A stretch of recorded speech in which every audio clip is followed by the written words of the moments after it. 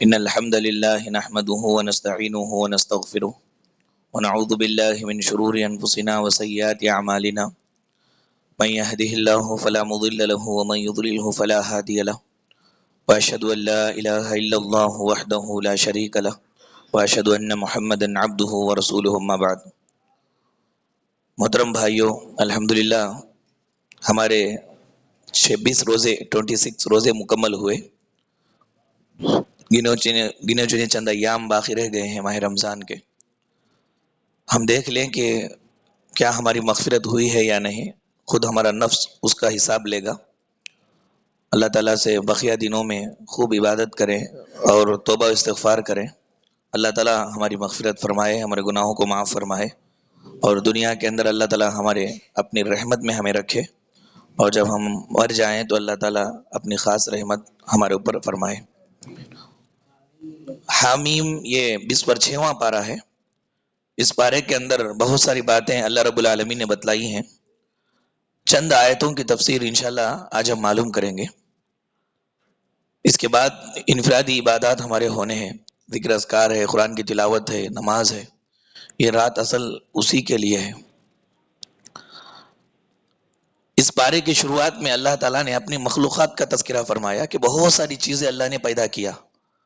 یہ بات بولنے کے بعد کافروں سے اللہ نے یہ کہا کہ تم جن کو خدا بولتے ہو مجھے بتاؤ انہوں نے کیا پیدا کیا. میں نے یہ سب پیدا کیا. زمین، آسمان، مخلوقات کا تذکرہ اللہ نے کیا. کرنے کے بعد یہ کہا کہ تم میرے علاوہ جس کو تم معبود بولتے ہو، خدا بولتے ہو، مجھے بتاؤ انہوں نے زمین میں، آسمان میں کیا پیدا کیا. کتنا آسان سوال ہے کہ جو لوگ اللہ تعالیٰ کے علاوہ دوسروں کو خدا مانتے ہیں، دیوی دیوتاؤں کو مانتے ہیں، اور یہ سمجھتے ہیں کہ وہ ان کے مصیبتوں اور پریشانیوں کو دور کریں گے، تو ان سے اللہ نے سوال کیا، قل ارائیتم من دون اللہ ارونی ماذا خلقوا من الارض، کہ بتاؤ دنیا میں، زمین میں، آسمان میں انہوں نے کیا پیدا کیا. اب خالق ہے، خالق تم بول رہے ہو تو کوئی چیز پیدا کر کے رہنا چاہیے. زمین تو میری ہے، آسمان میرا ہے، اس اندر کی ساری مخلوقات میری ہے. جن کو تم شریک کر رہے ہو میرا، بتاؤ انہوں نے کیا پیدا کیا. اور ایک آیت میں اللہ نے بیان فرمایا کہ جن کو تم پکار رہے ہو مجھے چھوڑ کر، قیامت کی صبح تک وہ جواب نہیں دے سکتے، اس لیے کہ وہ تمہارا سنتے ہی نہیں ہے. اور قیامت کے روز جب وہ ان کو کہا جائے گا کہ یہ لوگ تمہاری عبادت کرتے تھے، تو یہ تمہارے دشمن بن جائیں گے. کہ وہ کہیں گے کہ تم کو کس نے کہا تھا کہ ہماری عبادت کرو بول کر، دشمن بن جائیں گے. یہ اللہ رب العالمین نے اپنی توحید کو اس طرح ثابت فرمایا. اس کے بعد اس پارے کے اندر اللہ نے یہ بات بتلائی کہ انسان کی سلامتی، اچھائی دین پر ثابت قدم رہنے میں ہے، جم کر رہنے میں ہے. میرے بھائیوں، یہاں پر غور کرنے کی بات ہے کہ مسلمان والدین کے گھر میں پیدا ہو جانا یا کلمہ پڑھ لینا، یہ اصل میں استقامت نہیں ہے، مسلمان نہیں ہے. مسلمان یہ ہے کہ غمی اور خوشی، یہ دو وقت میں انسان کی اصل حالت باہر آ جاتی ہے. غمی اور خوشی، یہ دو وقت میں دین پر ثابت قدم رہنا، یہ اصل دینداری ہے. انسان کو خوشی آئے. آپ دیکھو شادیوں میں رسول صلی اللہ علیہ وسلم کی کتنی سنتوں کو کچلا جاتا ہے، کیسے کیسے رسم و رواج کیے جاتے ہیں. اور موتا کے پاس چلے جاؤ، کیسے کیسے رسمیں وہاں پر ہوتی ہیں. انسان کو خوشی اور غمی میں دین کو نہیں چھوڑنا چاہیے. یہی استقامت ہے کہ اس کے ایام خوشی میں گزرے، غمی میں گزرے، دین پر آنچ آنے نہ دے، دین پر ثابت قدم رہے. یہ اللہ تعالیٰ کو مطلوب ہے، اللہ ہم سے چاہتا ہے کہ غم آؤ اللہ ہی دیتا ہے، خوشی آؤ اللہ ہی دیتے ہیں، ویسے موقع پر میرا دین نہ چھوڑے. فرمایا ان الذین قالوا ربنا اللہ ثم استقاموا فلا خوف علیہم ولا هم يحزنون. جو لوگ ایمان لا دیے اور مستقیم استقامت کے ساتھ اس پر ڈٹے رہے، خوشی آئے تو بھی انہوں نے نہیں چھوڑا، اوقات میں رہے، غمی آئی تو بھی انہوں نے نہیں چھوڑا، تو یہ ایسے لوگ ہیں کہ قیامت کے روز ان کو کسی طرح کا غم اور فکر نہیں ہوگی. یہ اللہ تعالیٰ کا وعدہ ہے. اور دنیا کے اندر اللہ نے بیان پر رحمت کے فرشتے ان پر نازل ہوتے ہیں. ایسے لوگوں پر جو غمی میں، خوشی میں دیندار بن کر کے رہتے ہیں، ایسے لوگوں پر اللہ تعالیٰ رحمت کے فرشتوں کو نازل فرماتا ہے، اور یہ دینداری میں یہ فرشتے ان کی مدد کرتے ہیں. یہ بات اللہ تبارک و تعالیٰ نے اس پارے کے اندر بیان فرمائی. اس کے بعد اللہ تعالیٰ نے جنوں کے ایمان لانے کا تذکرہ کیا. ہمارے نبی کی عادت تھی کہ 4 لوگ 5 لوگ جم جاتے صحابہ تو نبی توحید کی دعوت دیتے تھے.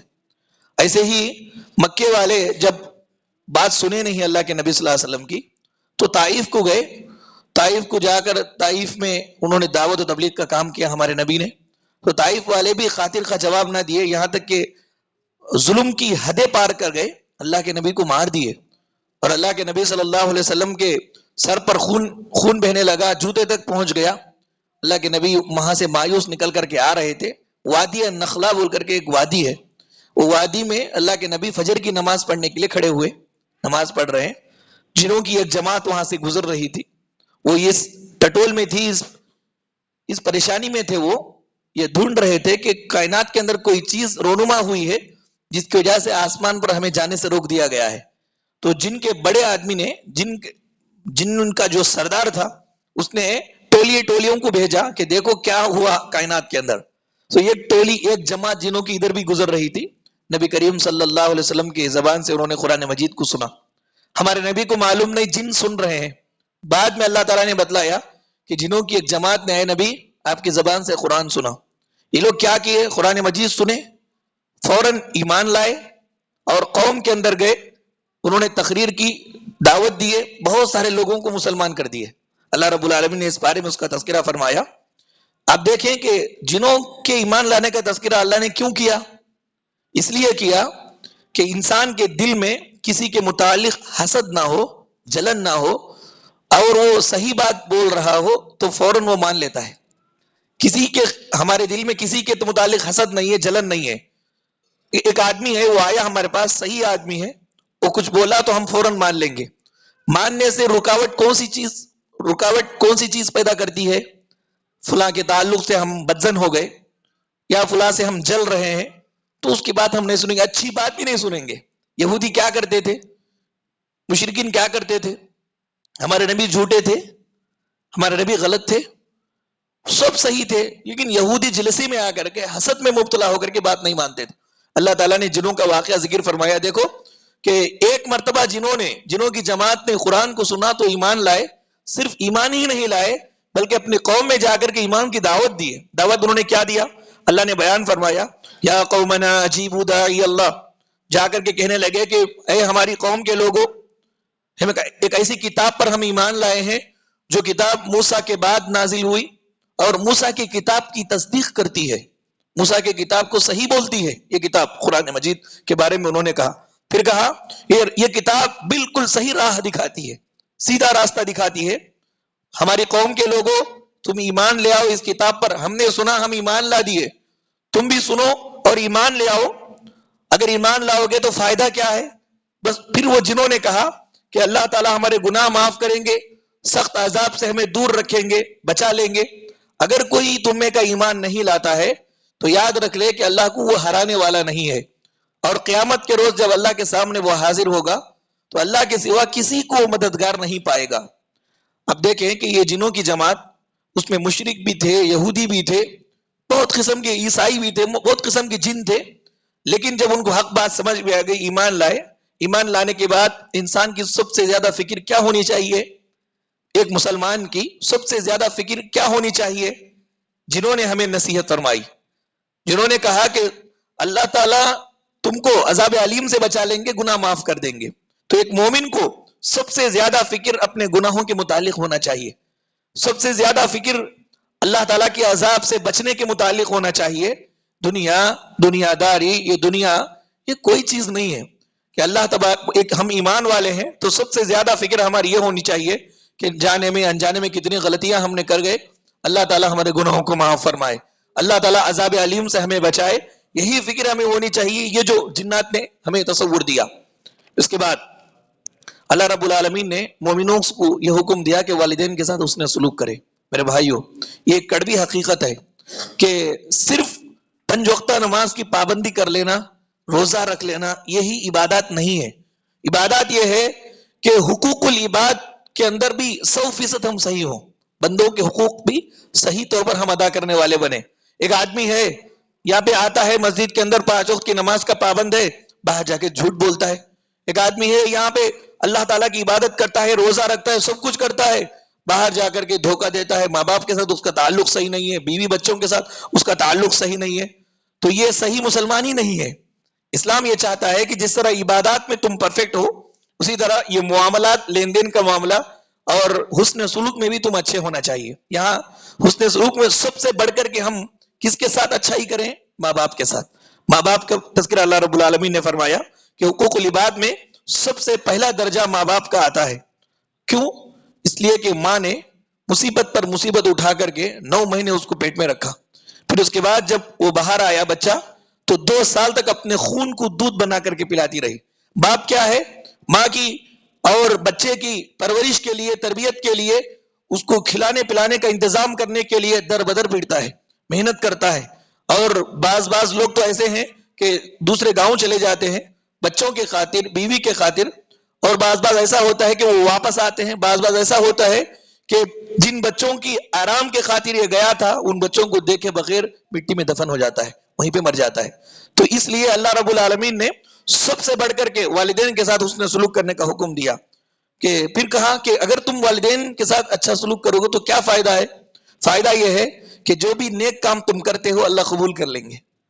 ہمارے سارے نیک عمل اگر اللہ کے پاس قبول ہو جانا تو ہم کیا کرنا؟ والدین کے ساتھ بہترین سلوک کرنا. اللہ نے کہا اولئک الذین نتقبل عنہم احسن ما عملوا ونتجاوز عن سیئاتہم. اللہ تمہارے کیے ہوئے عملوں کو قبول کر لیں گے، تمہاری برائیوں کو معاف کر دیں گے.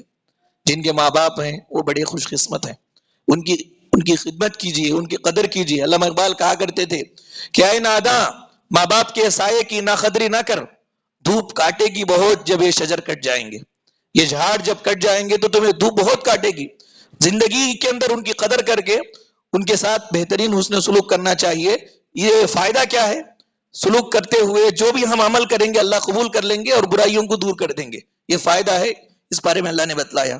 آپ دیکھیں کہ مکے والے بہت ستائے ہمارے نبی کو، ستائے. اللہ کے نبی طائف گئے، طائف میں بھی ان لوگوں نے خوب ستایا، نبی کو مار دیا. اس موقع پر جو پہاڑ کا فرشتہ تھا اس کو غصہ آیا. جبرائیل کے ساتھ پہاڑ کا فرشتہ آیا، آ کر کے محمد صلی اللہ علیہ وسلم سے کہنے لگا کہ اے نبی صلی اللہ علیہ وسلم آپ حکم دیجئے، یہ جو طائف ہے 2 پہاڑوں کے بیچ میں ہے، 2 پہاڑوں کو میں ملا کر کے پیس دوں گا، ان کو وہ طائف شہر کو پیس دوں گا. یہ ملک الجبال نے کہا تھا، پہاڑوں کے فرشتے نے کہا تھا. تو اس موقع پر اللہ کے نبی صلی اللہ علیہ وسلم نے کیا کیا کہ نہیں، اگر یہ لوگ ایمان نہیں لاتے تو مجھے یقین ہے، امید ہے کہ ان کی نسلیں ایمان لائیں گی، ان کو چھوڑ دو.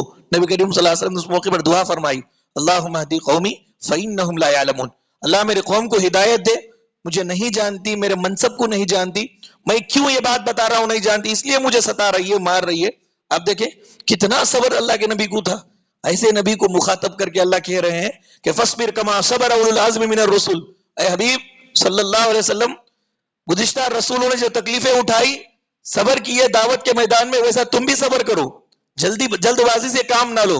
کیا نبی جلد بازی سے کام لیے؟ طائف میں مار کھائے، بد دعا نہیں کیے، دعا کیے، بد دعا کرنے کی جگہ پہ دعا کیے، دعا دیے. لیکن ایسے نبی کو اللہ تعالیٰ جلدی نہ کرنے کا حکم دے رہا ہے اور گزشتہ انبیاء کے نقش قدم پر چلنے کا حکم دے رہا ہے.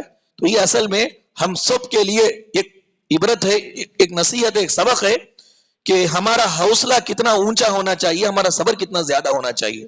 آج مسلمان اپنوں کے جھمیلوں کے اندر پڑھ کر کے، غیروں سے ہم کوئی مصیبت اٹھا ہی نہیں، دعوت دینے کے بعد غیروں سے ہم کو کوئی مصیبت آئی ہی نہیں ہے.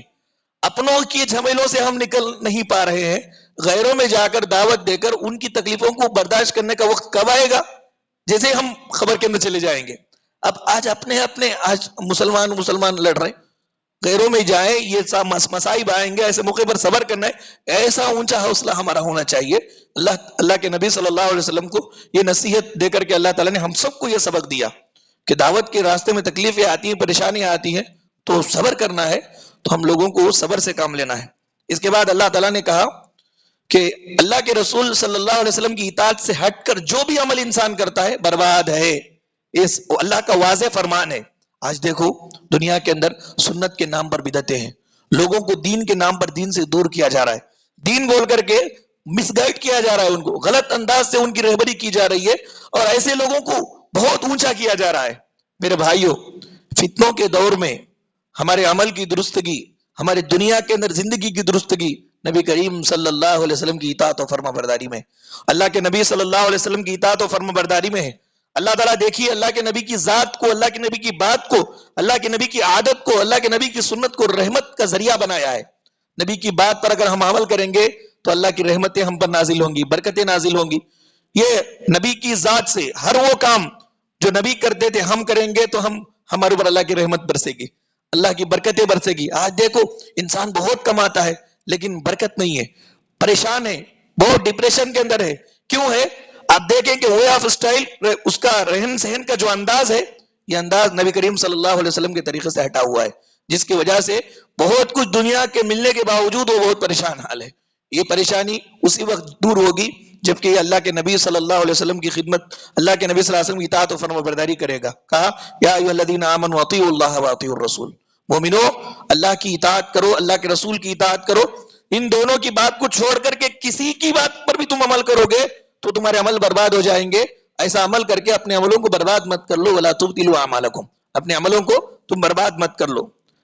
سنت کو چھوڑنے والا کسی بھی وجہ سے لعنتی ہے، اللہ کی لعنت، رسول کی لعنت، سارے مخلوقات کی لعنت کا مستحق ہو جاتا ہے. اب جس پر لعنت برسے اس آدمی پر کیا خاک اللہ کی رحمت ہوگی؟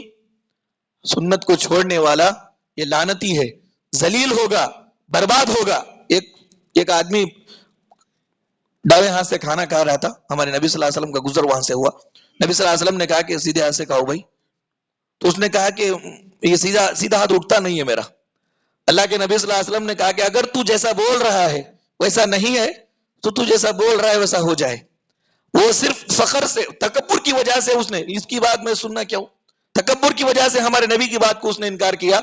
تو راوی کہتے ہیں کہ اس کے بعد مرتے دم تک اس کا ہاتھ اٹھا ہی نہیں اوپر، حالانکہ اس کا ہاتھ صحیح سالم تھا، نبی کی خلاف ورزی کرنے کی وجہ سے اٹھا ہی نہیں. انسان اکیلے میں بیٹھ کے ایک مرتبہ سوچے، اللہ تبارک و تعالی جس کو محبوب بنا کر کے دنیا میں بھیجا، کسی کا عمل قبول ہونے کے لیے نبی کی اطاعت کو اللہ نے مہر لگایا، شرط لگایا. ایسے نبی کو چھوڑ کر کے دنیا والوں کی باتوں کو اگر ہم سن کر کے ہم عمل کرتے جائیں تو وہ عمل کہاں قبول ہوگا؟ نبی کریم صلی اللہ علیہ وسلم کی موجودگی میں موسیٰ علیہ السلام بھی آ جائیں تو اللہ کے نبی نے کہا کہ اگر تم میری بات کو چھوڑ کر موسیٰ کی بات پر عمل کرنے لگ جاؤ تو تم گمراہ ہو. اب بولو ہمارے نبی کی تعلیمات کی موجودگی میں موسیٰ علیہ السلام کی بات پر عمل کرنے والے کو نبی نے گمراہ کہا تو ہمارے نبی کی تعلیمات کی موجودگی میں عام آدمی کی بات پر عمل کرنے والا اور کتنا بڑا گمراہ ہے، کتنا بڑا گمراہ. اللہ کے نبی صلی اللہ علیہ وسلم نے بیان فرمایا کہ لو کان موسیٰ حیا ما وسعہ الا اتباعی، موسیٰ بھی اگر زندہ ہوتے تو ان کو میری ہی بات ماننا پڑتا، میری ہی بات ماننا پڑتا. موسیٰ اگر زندہ ہوتے تو میری ہی بات ماننا پڑتا. میرے بھائیو، عام لوگوں کی بات، امتیوں کی بات نبی کریم صلی اللہ علیہ وسلم کی بات کے مقابل کبھی نہیں ہو سکتی، کبھی بھی نہیں ہو سکتی. آج انسان اگر امن چاہے، سکون چاہے دنیا کے اندر اور آخرت چاہے تو اس کو نبی کریم صلی اللہ علیہ وسلم کی اطاعت کرنا ہوگا. اس کے بعد یہ کہا کہ اللہ کے راستے میں صدقہ و خیرات کرنے کی بڑی فضیلتیں ہیں، بہت فضیلتیں ہیں. فضیلتیں تو بہت ہیں، اگر کوئی رکھ کر کے بھی نہ دیتا ہے تو اس کے لیے اللہ نے تنبیہ کیا فرمائی؟ کہا کہ وَإِن تَتَوَلَّوْا يَسْتَبْدِلْ قَوْمًا غَيْرَكُمْ ثُمَّ لَا يَكُونُوا أَمْثَالَكُمْ. طاقت ہونے کے باوجود کنجوساگی میں مبتلا ہو گئے اور تم اللہ کے راستے میں نہ دو گے تو اللہ تعالیٰ تم کو ختم کر کے ایک ایسی قوم کو لائے گا، وہ قوم صدقہ دینے والی ہوگی.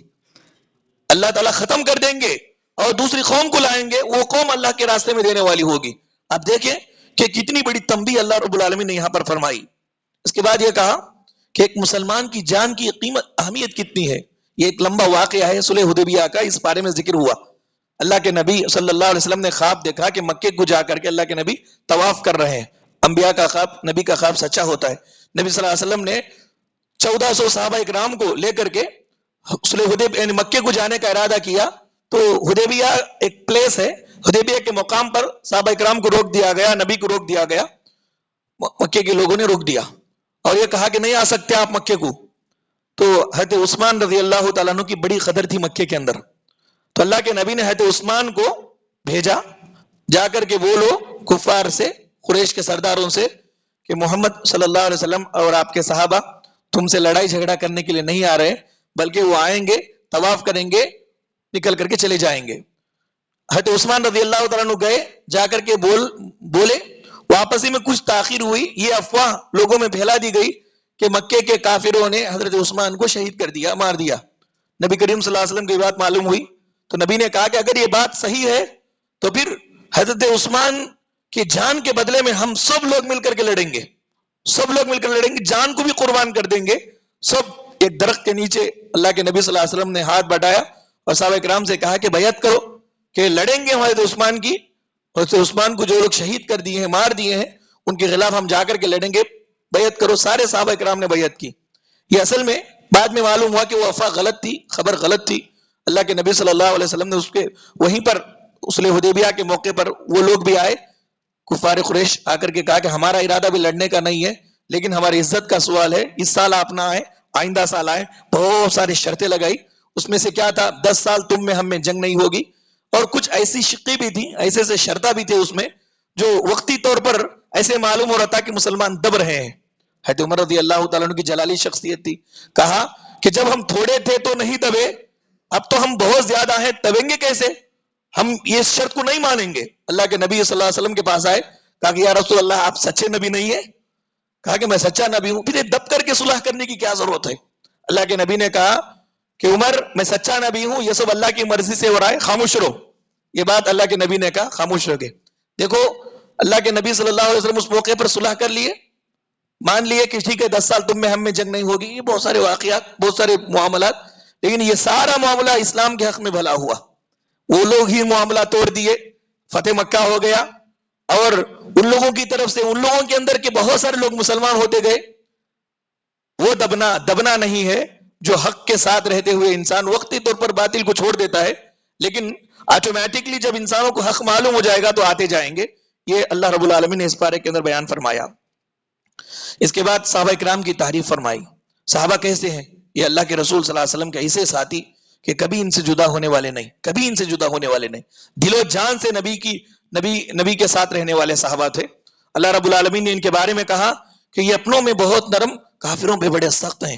کہا کہ ان کو تم دیکھو گے، نبی صلی اللہ علیہ وسلم کے صحابہ کی عادت ہے، تم دیکھو گے کہ یہ ہمیشہ اللہ تعالیٰ کے سامنے رکوع کرتے ہوئے، سجدہ کرتے ہوئے اور قیام کرتے ہوئے تم ان کو دیکھو گے، بس اس لیے کہ اللہ تعالیٰ ان سے راضی ہو جائے۔ ایک مومن کے ایمان کے اندر اتنی چاشنی اور اتنی چاشنی ہونی چاہیے کہ اللہ رب العالمین مجھ سے راضی ہو جائے، مجھ سے خوش ہو جائے، اللہ کو راضی کرنے والے کام کرے۔ سب سے بڑا کام اللہ کو راضی کرنے کا کیا ہے؟ سجدہ ہے، رکوع ہے۔ صحابہ کرام راتوں رات سجدوں میں رہتے تھے، صبح میں اپنے کاموں کاج میں، راتوں میں اللہ تعالیٰ کے سامنے روتے تھے، سجدہ کرتے تھے۔ یہ صفات اللہ تعالیٰ نے بتلائی صرف اللہ تعالیٰ کو راضی کرنے کے لیے، اور کچھ نہیں۔ تو اگر کوئی مومن پکا سچا مومن ہے تو اس کی پہچان کیا ہے؟ سچا پکا مومن کی پہچان کیا ہے؟ وہ نمازوں کی پابندی میں لگا رہتا ہے، اور ہر کام کے پیچھے اللہ کی رضا مقصود ہوتی ہے۔ ہر کام کے پیچھے وہ یہ چاہتا ہے کہ میرا رب مجھ سے راضی ہو جائے، میرا رب مجھ سے راضی ہو جائے، وہی چاہتا ہے۔ اللہ نے بیان فرمایا کہ یبتغون فضلا من اللہ ورضوانا سیماہم فی وجوہہم من اثر السجود۔ آپ دیکھیں گے کہ ان کی پیشانی پر انہیں نشانات پڑ گئے ہوں گے سجدہ کرتے رہنے کی وجہ سے، نشانات پڑ گئے ہوں گے ان کے پیشانی پر۔ یہ اللہ تعالیٰ کی رضا میں، یہ اللہ تعالیٰ کی عبادت کرنے والے یہ صحابہ کرام ہیں۔ اس کے بعد اللہ تعالیٰ نے رسول کے حقوق اور آداب بتلائے۔ سب سے بڑا حق رسول کا کیا ہے؟ فرمایا لا تقدموا بین یدی اللہ ورسولہ واتقوا اللہ۔ اللہ اس کے رسول سے آگے مت بڑھو، آگے مت بڑھو۔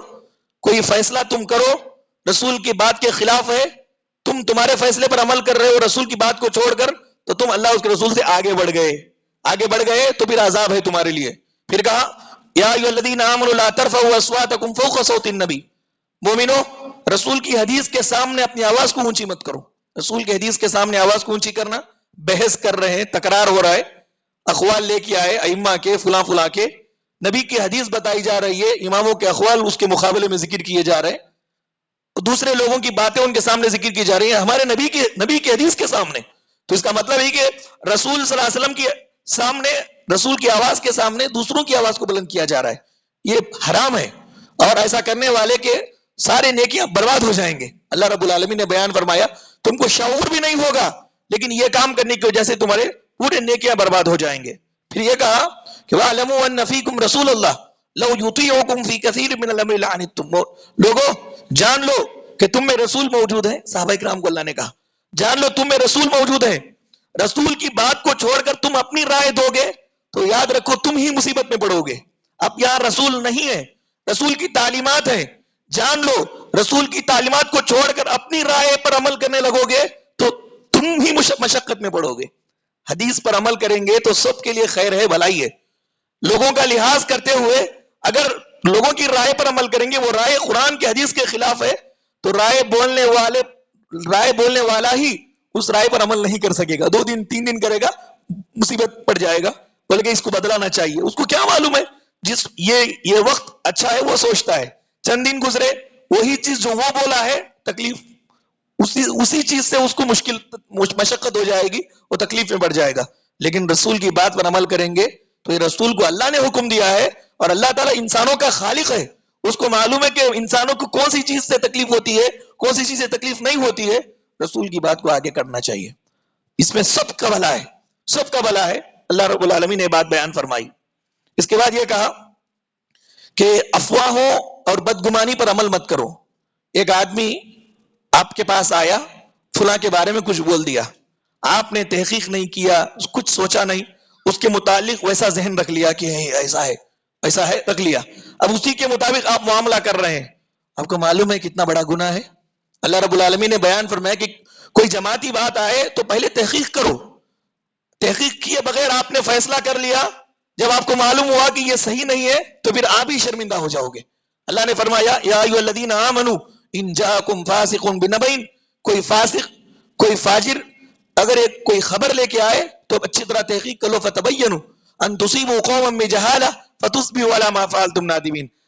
جہالت میں تم نے فیصلہ کر دیا، بدگمانی کر لیا اپنے بھائی سے، بہن سے، اور برا سوچ لیا اس کے بارے میں، تو تم ہی بعد میں شرمندہ ہو جاؤ گے، پریشان ہو جاؤ گے. یہ اللہ رب العالمین نے بیان فرمایا. اس کے بعد یہ کہا کہ مومن آپس میں لڑ رہے ہو تو آپس میں ان کو صلح کرا دو، ملا دو. ایسے موقع پر اگر جھوٹ بھی بولنا پڑے تو جھوٹ بول دو، جائز ہے. جھوٹ کبیرہ گناہ ہے، لیکن کہا اللہ نے کہ وَإِن طَائِفَتَانِ مِنَ الْمُؤْمِنِينَ اقْتَتَلُوا فَأَصْلِحُوا بَيْنَ أَخَوَيْكُمْ. 2 مومن جماعتیں لڑ رہی ہوں تو تم کو کیا کرنا چاہیے، دونوں کو ملا دو، صلح کرا دو ان میں. یہ لڑائی کو بھڑکانا نہیں ہے. آج کیا ہے کہ دونوں لڑ رہے ہوں تو تیسرا ایک ایسا آدمی ہوتا ہے جو ان کی برائی ہے ان کو بولتا ہے، ان کی برائی ہے ان کو بولتا ہے، دونوں کے اندر جنگ کو باقی رکھتا ہے. جنگ کو باقی رکھتا ہے. یہ بہت منافقوں کا شیوا ہے، منافقوں کا شیوا بہت برا کام ہے. ایسا آدمی جنت میں نہیں جائے گا، ایسا آدمی جنت میں نہیں جائے گا. نبی کریم صلی اللہ علیہ وسلم نے اس موقع پر کہا کہ اپنے بھائیوں کو ملانے میں، جو 2 جماعتوں کو ملانے میں اگر جھوٹ کا بھی سہارا لینا پڑے تو بولے آپ ان کے بارے میں ایسا بول رہے ہیں، لیکن میں سنتا ہوں کہ وہ آپ کی تعریف کر رہے ہیں. ایسا بول دیے، حالانکہ تعریف وہ نہیں کیا ہے، لیکن وہ وقت اگر بول دیے ویسا تو سامنے والے کے دل میں اپنے بھائی کے تعلق سے نیک جذبات پیدا ہوں گے، جس کی وجہ سے وہ قریب ہوگا. وہاں بھی جا کر کے ایسے ہی بول دیے، دونوں قریب ملا دیے. یہ اللہ رب العالمین کا حکم ہے کہ مومن آپس میں اگر لڑ پڑے تو صلح کراؤ، ان کو دونوں کو ملا دو. میرے بھائی اس کے بعد یہ کہا کہ اصل میں یہ جو جھگڑا ہوتا ہے نا، جھگڑا ہونے کی جو ریزنز ہے وہ ریزن کے قریب مت جاؤ. یعنی ایسی نوبت لاؤ ہی نہیں جس سے جھگڑا ہونے لگے. کیا ریزنز ہے؟ فرمایا اللہ تعالیٰ نے کہ کسی کا مذاق مت اڑاؤ. مذاق اڑاؤ گے تو جھگڑا ہوگا. مذاق کرنا الگ ہے، مذاق اڑانا الگ ہے. مذاق اڑانے والا اپنے طور پر بڑا سمجھتا ہے، سامنے والے کا مذاق اڑاتا ہے، اس لیے مذاق مت اڑاؤ، جھگڑا ہوگا. پھر کہا عورتوں کا مذاق نہیں اڑائے، کیونکہ جس کا مذاق اڑایا جا رہا ہے اللہ کی نظر میں وہ تم سے بہتر رہے گا. تمہیں معلوم نہیں ہے اس کے عمل ایسے ہوں گے کہ اللہ اس کو پسند کرتا ہوگا. خامخواہ کسی کا مذاق مت اڑاؤ، کسی پر عیب مت لگاؤ، کسی کو برے ناموں سے مت پکارو، بدگمانی مت کرو، جاسوسی مت کرو. جاسوسی اندرونی طور پر آدمی کے اندر کا بھی ہوتا ہے، ظاہر و باطن 2 ہوتا ہے. تو ہم ظاہر کے حساب سے ہی بات کریں گے، اسی کے مطابق فیصلہ کریں گے. باطن کا وہ جانے، اس کا پروردگار جانے. ہم کو اندر گھسنے کی ضرورت نہیں ہے اور اجازت بھی نہیں ہے. چنانچہ جاسوسی کسی کی نہیں کرنا چاہیے، جاسوسی مت کرو، یہ اللہ نے بیان فرمایا. پھر کہا کہ اپنے بھائی بہن کی غیبت بھی مت کرو، ان کے پیچھے برا بھی مت بولو. یہ سب جھگڑا پیدا ہونے کے ریزنز ہے، اسباب ہے، ان سے دور رہنے کا اللہ نے حکم دیا.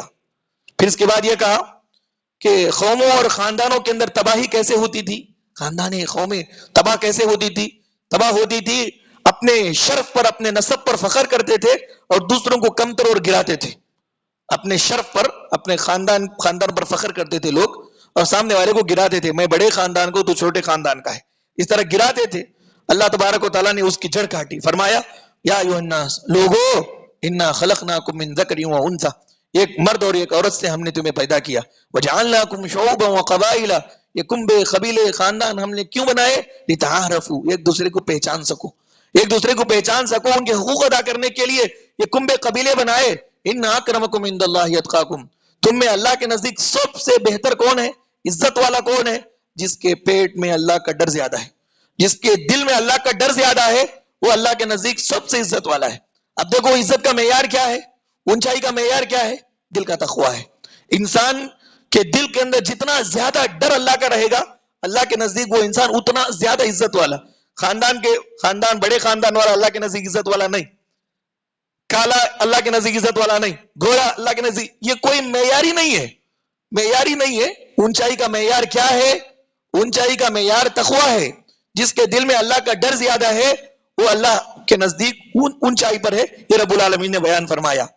پھر اس کے بعد اللہ تعالیٰ نے کہا، چند لوگ تھے نبی کریم صلی اللہ علیہ وسلم کے پاس آئے، آگے کیا بولے؟ اے محمد، بغیر جنگ کیے کہ ہم آپ پر ایمان لائے، اس لیے ہمارا یہ کام کرو. اللہ کے نبی کو اس طرح ہوتا، ایسے لوگ بھی ہیں احسان جتا رہے اپنے ایمان پر. اللہ نے بیان فرمایا، قالت الاعراب آمنا، یہ دیہاتی لوگ بول رہے ہیں کھڑے گاؤں کے کہ ہم ایمان لائے. اے نبی ان کو بولیے، قل لم تؤمنوا، ایمان نہیں لائے تم ابھی، ولیکن قولوا اسلمنا، ابھی یہ بھی مسلمان ہوئے ہو، ایمان کے لیے ابھی بہت وقت ہے. اگر تمہارے دل میں ایمان گھس جاتا تو نبی کی عزت کرتے، عزت سے بات کرتے. اس طرح نبی کے سامنے کھڑے ہو کر کے بات نہیں کرتے، آپ نبی صلی اللہ علیہ وسلم سے آنکھوں میں آنکھیں لگا کر کے بات نہیں کرتے. ایمان جتنا کمزور رہتا ہے، اللہ رسول اللہ کے احکامات اور دین کے چیزوں کے متعلق آدمی اتنا لاپرواہ رہتا ہے، کیئرلیس رہتا ہے. ایمان کی مضبوطی ہر چیز کے اندر ریسپیکٹ پیدا کرتی ہے. ایمان اگر انسان کا مضبوط ہے تو اللہ اس کے رسول صلی اللہ علیہ وسلم کے جو بھی احکامات ہیں اس میں عزت آ جاتی ہے. اب دیکھ لے کہ کون نماز کو معمولی سمجھ رہا ہے، رسول کی بات کو معمولی سمجھ رہا ہے، وہ سمجھ لے کہ ایمان کمزور ہے. یہ اللہ نے بیان فرمایا. اس کے بعد اللہ رب العالمین نے حقیقی مومن کی پہچان بتلائی. سچا مومن کون ہے؟ کہا انما المؤمنون الذين آمنوا بالله ورسوله، اللہ اس کے رسول پر ایمان لائے، ثم لم يرتابوا، ذرہ برابر بھی انہوں نے اس کے بعد ڈاؤٹ شک نہیں کیا، بلکہ حق پر ایمان لائے، شک نہیں کیا، اور اپنے مالوں کے ذریعے سے، اپنے نفسوں کے ذریعے سے اللہ کے راستے میں انہوں نے جہاد کیا، تو یہ سچے مومن ہیں. اولئک هم الصادقون، سچے مومن. سچے مومن کی پہچان کیا ہے؟ ایمان مضبوط کرے، اللہ پر، رسول اللہ پر ذرا بھی شک نہیں ہونا چاہیے، اور اپنے جان اور اپنے مال سے اللہ کے راستے میں جہاد کریں. اس کے بعد اللہ تعالیٰ نے یہ بات بیان فرمائی کہ اللہ تعالیٰ لوگوں کے شہرک سے بھی قریب ہے، اس لیے گناہ نہ کریں. اکیلے میں انسان گناہ کرتا ہے تو اکیلا کہاں ہے وہ؟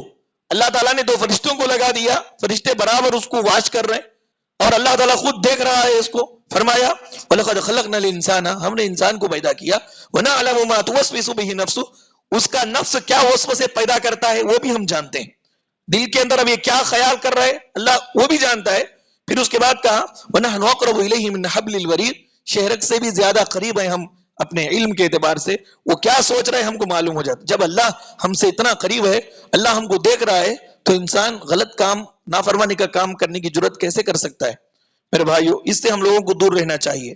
پھر اس کے بعد اللہ نے کہا آخرت کا انکار کرنے والے سامنے ہوں گے قیامت کے روز، تو اللہ بیان فرمائیں گے کہ وجاءت کل نفس معها سائق وشہید، 2 فرشتے سامنے آئیں گے. ہر انسان کے ساتھ 2 فرشتے رہتے ہیں. 2 فرشتے سامنے آئیں گے، ایک ہانک کر لائے گا، ایک گواہ رہے گا. ایک بولے گا کہ دنیا میں جو کچھ تو کرتا تھا آخرت کے متعلق تو یقین نہیں تھا، ہم نے پردہ ڈال کر کے رکھا تھا، پردہ نکال دیا گیا، دیکھ یہ کام کرنے پر یہ جہنم کی سزا، یہ کام کرنے پر یہ جنت کی جزا، اب تو نے جہنمی والا کام کیا. اللہ کہیں گے کہ اس کو پکڑو جہنم میں ڈال دو، پکڑ کر کے جہنم میں ڈال دیا جائے گا. یہ کافر کا انجام ہے. پھر اس کے بعد یہ کہا کہ جہنم کتنی بڑی ہے، کہا کہ یوم نقول لجہنم هل امتلأت، جتنے مجرم تھے، گنہگار، سب کو جہنم میں ڈالنے کے بعد اللہ جہنم سے پوچھیں گے کہ کیا جہنم بھر گئی؟ تو جہنم کہے گی کہ تقول هل من مزید، اللہ اور کی بھی گنجائش ہے. پورے جتنے گنہگار ہیں سب کو جہنم میں ڈالنے کے بعد اللہ جہنم سے سوال کریں گے کہ بھر گئی؟ تو جہنم بولے گی کہ اور کی بھی گنجائش ہے میرے اندر، اور تیرے نافرمانوں کو بھی میں اٹھاؤں گی، اللہ اگر ہے تو ڈال دے میرے اندر. کتنی بڑی جہنم، کتنی بڑی ہوگی یہ جہنم. اللہ تعالی ہم سب کو جہنم سے بچائے، جہنم کے عذابات سے بچائے. پھر اس کے بعد متقیوں کے کچھ صفات بتلائے گئے. رات میں یہ لوگ کم سوتے ہیں، متقی حضرات رات میں بہت کم سوتے ہیں. کم سونے کا مطلب کیا ہے؟ رات میں کچھ دیر سو کر اٹھ جاتے ہیں، تہجد کا اہتمام کرتے ہیں، دعائیں کرتے ہیں، اور اپنے مالوں میں پوچھنے والے کو نہیں پوچھنے والے کو دیتے ہیں. اپنے مالوں کے اندر یہ سائل کا بھی حق ہوتا ہے ان کا، اور محروم آدمی ضرورت مند ہے پوچھ نہیں سکتا ہے، ایسوں کو بھی یہ چھان چھان کر کے دیتے ہیں. میرے بھائیوں، یہ اس پارے کے اندر لمبی تفصیل بتلائی گئی. ہم لوگوں کو چاہیے کہ اپنی آخرت کی ہم فکر کریں، دنیا کے اندر رہ کر کے آخرت کی فکر کریں کہ موت کا فرشتہ کب اللہ تبارک و تعالیٰ کا حکم لے کر کے آ جائے معلوم نہیں. حفیظ جالندھری ایک بہت بڑے شاعر تھے، اسلامی شاعر. دیکھیے انہوں نے کتنی فکر انگیز اشعار کہے. دیکھیں کہتے ہیں کہ تو نے اے غافل مسلمان یہ بھی سوچا ہے کبھی، اے غافل مسلمان کبھی سوچا کس لیے خالق نے بھیجا ہے بنا کر امتی. خالق نے تجھ کو محمد صلی اللہ علیہ وسلم کی امتی بنا کر کیوں بھیجا؟ کہ دیکھ سنتیں کتنی ہیں تجھ پر اور کیا کیا فرض ہے. سنتیں کتنی ہیں تجھ پر اور کیا کیا فرض ہے، کیا ادا تو نے کیا اور کتنا قرض ہے تجھے معلوم ہے. پھر آگے کہتے ہیں کی بھی ہے تو نے کبھی انجام پر اپنی نظر، تیرے اینڈنگ پہ کبھی نظر کیا. پھر کہتے ہیں کون سی منزل پہ جانا ہے تجھے اے بے خبر، اے بے خبر تو کون سی منزل پہ جانا ہے، تجھ کو کہاں جا رہا ہے تو. پھر آگے کہتے ہیں کون سی ہے راہ تیری، کون ہے وہ راہبر، تیرا گائیڈ کرنے والا کون ہے، کون سی راہ پہ تجھ کو جانا ہے، کس کے پیچھے چل رہا ہے اور کتنا ہے سفر تجھے معلوم ہے. پھر آگے کہتے ہیں فکر دنیا سے تجھے فرصت ملتی نہیں، صرف دنیا کی فکر میں ہی پڑا رہا تو، فرصت نہیں ہے تجھ کو دنیا کی فکر سے ہٹ کر کے آخرت کی فکر کرنے کی. فکر دنیا سے فرصت تجھے ملتی نہیں، یاد رکھ یہ دولت یہ اولاد سب بیکار ہے، یہ دولت یہ اولاد سب بیکار ہے. پھر کہتے ہیں یاد رکھ یہ عیش و راحت یہ فکر حیات، یہ انسان کی عیش راحت یہ حیات کی فکر، زندگی کی فکر، دنیا کی فکر تجھ کو بھٹکا کر لیے جاتے ہیں از راہ نجات. نجات کے راستے سے تجھ کو بھٹکانے والی چیزیں ہیں یہ اے بے خبر. کہتے ہیں چند روزہ زندگی پر اس قدر نازاں ہے تو، تھوڑی زندگی ہے اس قدر تو فخر کر رہا ہے، مٹنے والی راحتوں پر اس قدر شاداں ہے تو، یہ مٹنے والی راحتیں ہیں تیری اس بہت خوش ہو گیا ہے اس پر. موت جب آئے گی تب معلوم ہوگا یہ تجھے، موت جب آئے گی تب معلوم ہوگا یہ تجھے کس قدر غفلت میں تیری زندگی کے دن کٹے، کہ کتنی غفلت میں تیری زندگی کے دن کٹ گئے. موت آنے کے بعد قبر میں جانے کے بعد معلوم ہوگا، افسوس کرے گا کہ کاش اور کچھ وقت ملتا نیک عمل کر کے آتا، وہ وقت اللہ نے اب ہمیں دیا. اس لیے میرے بھائیوں نیک عمل کرنے کی کوشش کریں، فکر آخرت دل میں رکھیں کہ انسان دنیا کے اندر کب تک رہے گا اسی کو معلوم نہیں ہے. اس لیے زیادہ سے زیادہ اللہ تعالیٰ کی عبادت میں اپنے اوقات کو گزاریں. اللہ تعالیٰ سے دعا ہے کہ اللہ رب العالمین ہم تمام لوگوں کو قرآن مجید کو سمجھ کر پڑھ کر اس پر عمل کرنے کی توفیق عطا فرمائے. اللہ تعالیٰ ہمارے روزوں کو اور ہماری عبادتوں کو قبول فرمائے. اگر یہ شب قدر ہے تو اللہ تعالیٰ اس کی برکتیں اور اس کی سعادتیں ہمیں نصیب فرمائے.